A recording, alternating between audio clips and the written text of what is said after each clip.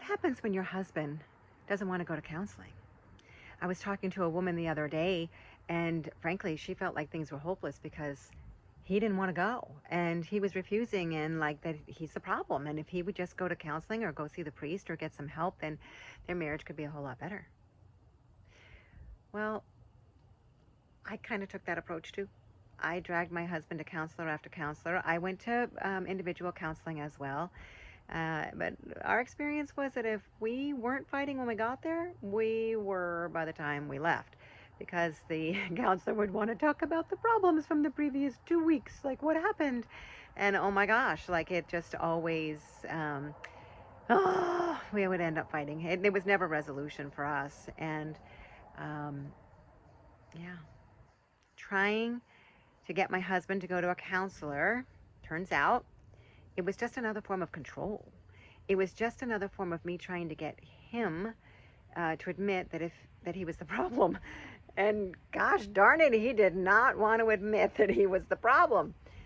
Fancy thing, but he thought I had something to do with the problem, and I didn't think that I was the problem, right? Like I talked to another woman the other day, and she was sharing how that she knew better, than her husband, and that she actually kind of confessed that she had a superiority complex going on where she really, if he would just do what she said, everything would be better, right?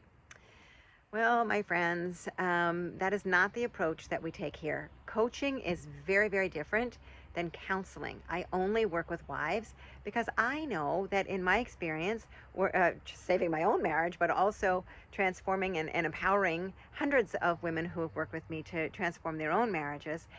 It doesn't have to be two people. And that even if, especially when the woman who maybe has been sitting in that perch with her crown on, thinking that she has all the answers, and yeah, if he would just change, everything will be better. All of that is so repulsive to a guy. And so when we change things up, we get on our paper, we learn specific skills that empower us to show up as our best, happy self, the woman that we were when they fell in love with us. We get rid of the whining, the complaining, the nagging, all of those things that are on his paper. So basically we learn how to live on our paper, which is the only thing that we have control over. So we get rid of all these illusions of being able to control our men and release them. There's a freedom. It's a magical what happens, because as we become our best self, my experience was my husband, well, lots of things changed around here, and he was no longer angry and yelling at me all the time. And instead, right, he just wants to love me and wrap his arms around me, and got me to the lake where I love living. And so things can get a whole lot better when we are empowered to become our best self. And we can't do it on our own, because it's not your fault and it's not his fault.